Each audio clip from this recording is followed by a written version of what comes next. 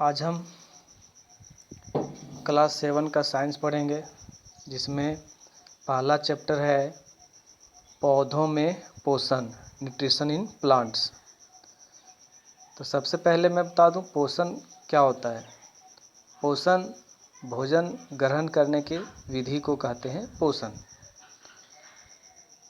अब हम देखते हैं कुछ सवाल है। सबसे पहले, क्या पौधों को भी भोजन की आवश्यकता होती है? तो सबको पता है कि जितने भी जीवित प्राणी हैं सबको भोजन के लिए आवश्यक है, यानी उसे भोजन चाहिए ही। और भोजन क्यों करते हैं?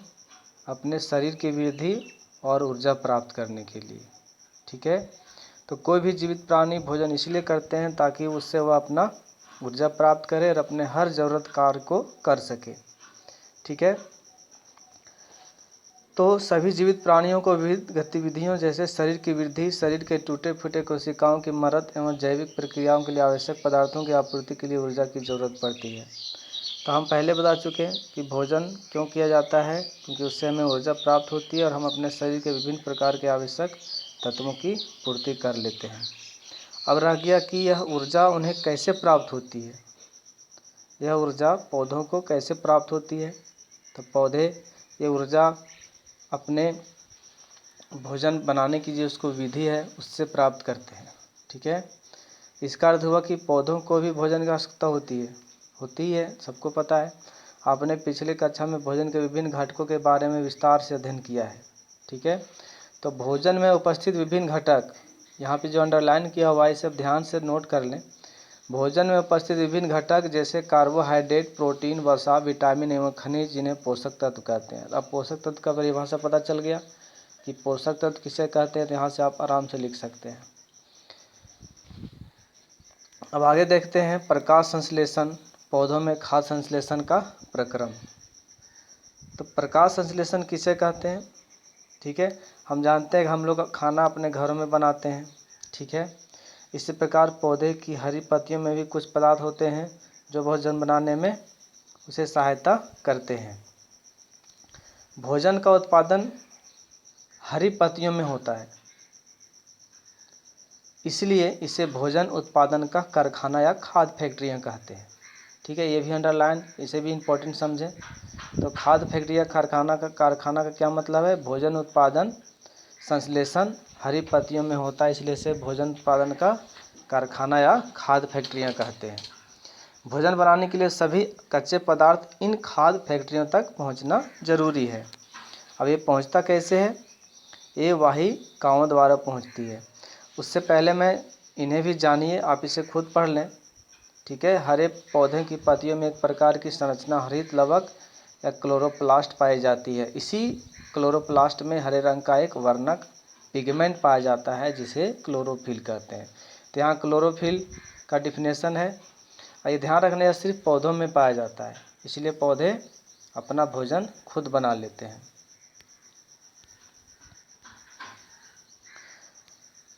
अब देखते हैं नेक्स्ट क्रियाकलाप 1।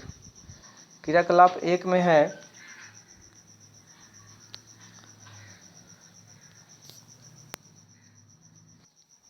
अब क्रियाकलाप 1 में क्या किया हुआ है आप खुद से पढ़ लें, ये कुछ इम्पोर्टेंट नहीं है।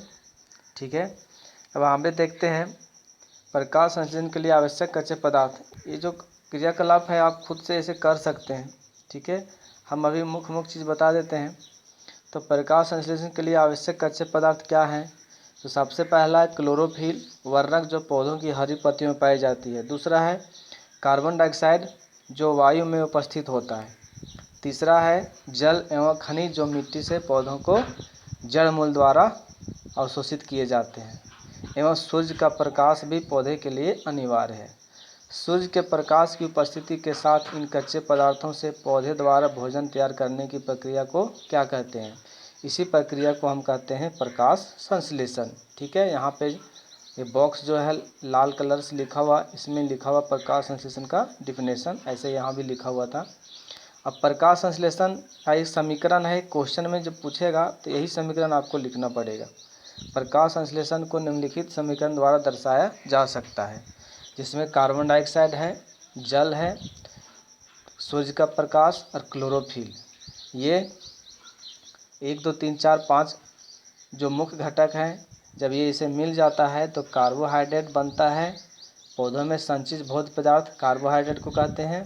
उसके बाद हमें ऑक्सीजन मिलता है जो वायुमंडल में चला जाता है और जल की भी प्राप्ति होती है।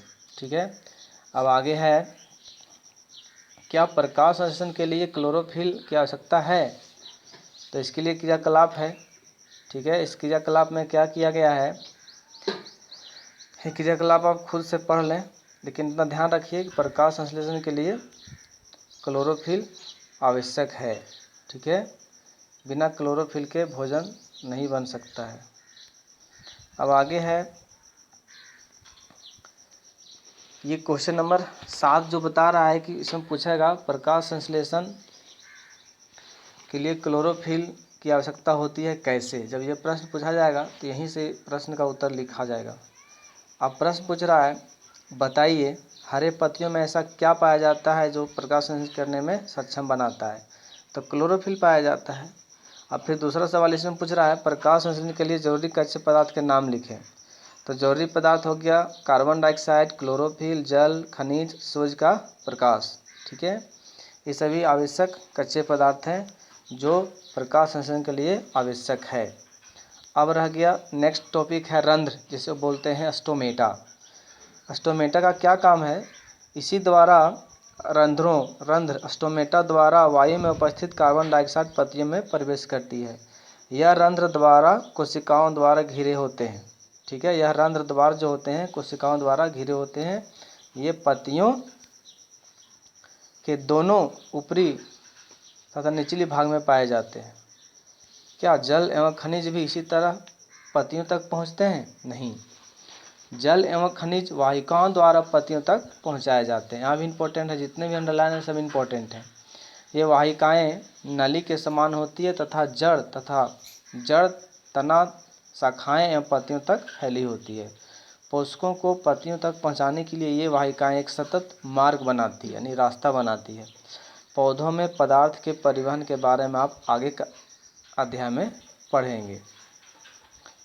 यदि प्रकाश संश्लेषण नहीं होगा तो क्या होगा, ये प्रश्न पूछ रहा है कि आप बताइए क्या हरी पत्तियों के अतिरिक्त गहरी लाल, बैंगनी, भूरे रंग या अन्य रंग की पत्तियों भी प्रकाश संश्लेषण कर सकती है? इसका जवाब आपको आगे मिलने वाला है। ठीक है, यदि प्रकाश संश्लेषण नहीं होगा तो क्या होगा, सोचिए, यदि प्रकाश संश्लेषण नहीं होगा तो क्या होगा, क्योंकि हम जानते हैं हम लोग प्रकाश संश्लेषण पर भी, जितने भी जीवित प्राणी हैं सब प्रकाश संश्लेषण पर ही निर्भर है। ठीक है, यदि प्रकाश संश्लेषण नहीं होगा तो हमारे लिए भोजन प्राप्त करना संभव नहीं होगा, जिससे पृथ्वी पर जीवन नष्ट हो सकता है। ठीक है, ये हम खुद से बता दें, लेकिन यहाँ लिखा हुआ पढ़ लें, यदि प्रकाश संश्लेषण नहीं होगा तो सभी प्राणियों को खाद्य पदार्थ उपलब्ध नहीं होगा। ऐसी स्थिति में पृथ्वी पर पाए जाने वाले समस्त जीव नष्ट हो जाएंगे। ठीक है, अब आगे है, इसलिए लिखा हुआ है वृक्ष लगाओ जीवन बचाओ। ठीक है, अब आगे हम देखते हैं क्या मुख्य है। आगे है,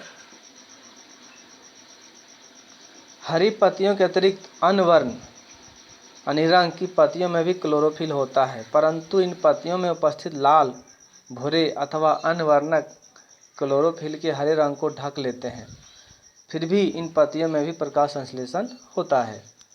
क्या आपने गीली दीवारों पर तालाब अथवा ठहरे हुए जल की सतह पर हरे रंग की चिकनी सतह के तंतु के आकार वाले पौधों को देखा है? इन्हें शैवाल कहते हैं। इस शैवाल में भी क्लोरोफिल होता है, इसलिए ये प्रकाश संश्लेषण द्वारा अपना भोजन स्वयं बनाते हैं, अतः इसे हम स्वपोषी बोलते हैं। तो स्वपोषी का डिफिनेशन क्या हो गया, जो अपना भोजन खुद बनाते हैं उसे स्वपोषी बोलते हैं। अब एक सवाल है फिर से यहाँ, क्या सभी पौधे अपना भोजन स्वयं बनाते हैं? आइए इसके बारे में चर्चा करें। ठीक है, अब प्रश्न है, अब बताइए प्रकाश संश्लेषण क्रिया में पत्ती कार्बन डाइऑक्साइड कैसे ग्रहण करती है? तो इसका उत्तर है रंध्र द्वारा, जो स्टोमेटा भी पढ़े थे। क्या रंग बिरंगी पत्तियों में प्रकाश संश्लेषण की प्रक्रिया होती है? तभी हम पढ़े थे कि अन्य रंग की पत्तियों में प्रकाश संश्लेषण होता है। अब आगे है, अब हम कह सकते हैं कि पोषण की वह विधि जिसमें सजीव अपना भोजन स्वयं संश्लेषित करते हैं स्वपोषण कहलाता है। और इस प्रकार के जीव जो इस विधि से अपना भोजन ग्रहण करते हैं उन्हें बोलते हैं स्वपोषी। आगे है पोषण की वह विधि जिसमें प्राणी अपना भोजन स्वयं बना नहीं सकते और प्रत्यक्ष या अप्रत्यक्ष रूप से हरे पौधों अथवा अन्य जंतुओं पर निर्भर रहते हैं, उसे परपोषण या विषम पोषण कहलाती है। ठीक है, ऐसे जीव जो अपने भोजन के लिए पौधे या अन्य जीवों पर निर्भर रहते हैं उसे हम बोलते हैं परपोषी। ठीक है, इसे बोलते हैं परपोषी। अतः सारे पशु एवं मानव परपोषी हैं। ठीक है, आगे देखते हैं। नेक्स्ट है, क्या पौधे भी विषमपोषी हो सकते हैं? प्रश्न पूछ रहा है क्या पौधे भी विषमपोषी हो सकते हैं? आइए इसका उत्तर जानने की कोशिश करते हैं। पौधे सामान्यतः स्वपोषी होते हैं, परंतु कुछ पौधे ऐसे भी हैं जिनमें क्लोरोफिल नहीं पाया जाता है। वे अपना भोजन स्वयं संश्लेषित नहीं कर सकते। वे अपना भोजन के लिए अन्य पौधों द्वारा बनाए गए भोजन पर निर्भर होते हैं। वे विषमपोषी प्रणाली का उपयोग करते हैं। ठीक है, इनमें से कुछ उदाहरण है अमरबेल का पौधा। ये अपना भोजन उस वृक्ष से प्राप्त करते हैं जिस पर ये आरोहित होते हैं। ठीक है, आपने देखा कि अमरबेल अपने भोजन के लिए दूसरे वृक्ष पर निर्भर रहते हैं, इसलिए एक परजीवी भी है। हम कह सकते हैं कि परजीवी विषमपोषी का ही एक प्रकार है। नेक्स्ट है, क्या विषमपोषी पौधों में पोषण की विभिन्न विधियां हैं? हाँ, विषमपोषी में पोषण की कई विधियां हैं, जैसे परजीवी पोषण। परजीवी पोषण क्या होता है? पोषण की वह विधि जिसमें प्राणी अपना भोजन स्वयं जीवित प्राणियों के शरीर से प्राप्त करते हैं, परजीवी पोषण कहलाते हैं। इस प्रकार से भोजन प्राप्त करने वाले जीव को परजीवी कहते हैं। परजीवी जिस जीव से अपना भोजन ग्रहण करते हैं उसे पोषी कहते हैं, होस्ट। पौधों में इसका उदाहरण है अमरबेल, तना परजीवी, मिसल्टो जिसे आकाशबेली भी कहते हैं, तथा रेफ्लेसिया जो जड़ परजीवी है। तो ये परजीवी पोषण के कुछ उदाहरण हैं। अब हम आगे देखते हैं। अब नेक्स्ट है मृतजीवी पोषण। तो मृतजीवी पोषण किसे कहते हैं? पोषण की वह विधि जिसमें प्राणी अपना भोजन मृत एवं विघटित जैविक पदार्थों से प्राप्त करते हैं, मृतजीवी पोषण कहलाते हैं। ठीक है, मृतजीवी पोषण प्रणाली का उपयोग करने वाले पौधे मृतजीवी कहलाते हैं। मृतजीवी पोषण प्रणाली का उपयोग करने वाले पौधे क्या कहलाते हैं? मृतजीवी कहलाते हैं। फफूंद तथा कुरमुत्ता या मशरूम जो कवकों के प्रकार है, मृतजीवी पोषण के उदाहरण है।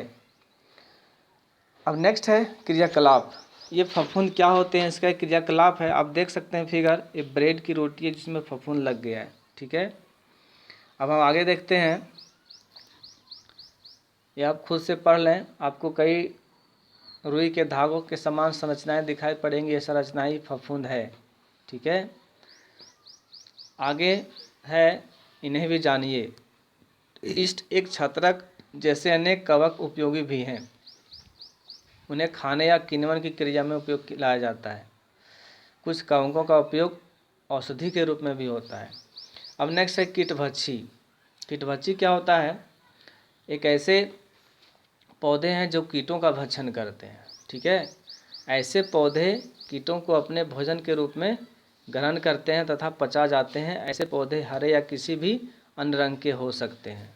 ठीक है, घटपर्णी या कलश, घटपर्णी या कलश पौधा जिसको अंग्रेजी में बोलते हैं pitcher plant, Venus flytrap, Drosera तथा ब्लेडर वर्ट आदि पौधे हैं जो कीटों का भक्षण करते हैं। ऐसे पौधे जो कीटों को अपने भोजन के रूप में ग्रहण करते हैं उन्हें हम कीटभक्षी पौधा कहते हैं। कीटभक्षी पौधों में क्लोरोफिल पाया जाता है और वे प्रकाश संश्लेषण से अपना भोजन भी बनाते हैं, पर वे कीटों का भक्षण नाइट्रोजन की आपूर्ति के लिए करते हैं। अधिकांश कीटभक्षी पौधे नाइट्रोजन की कमी वाले जगहों में ही पाए जाते हैं। कितना इंपॉर्टेंट है समझ लीजिए। क्लोरोफिल पाए जाने के बाद भी ये कीटों का भक्षण क्यों करते हैं, ये प्रश्न है। तो इसका जवाब क्या है कि वे नाइट्रोजन की आपूर्ति के लिए ही कीटों का भक्षण करते हैं। ठीक है, अब नेक्स्ट पढ़ेंगे सहजीवी पोषण। तो सहजीवी पोषण क्या होता है? इसमें दो जीव एक दूसरे की आवश्यकताओं की आपूर्ति करके अपना पोषण करते हैं, उसे हम सहजीवी कहते हैं। यह एक विशेष प्रकार का संबंध है जिसमें अलग अलग प्रकार के दो जीव एक दूसरे की मदद करते हैं। ठीक है, ये अपना आवश्यक पदार्थ एक दूसरे के साथ साझा करते हैं।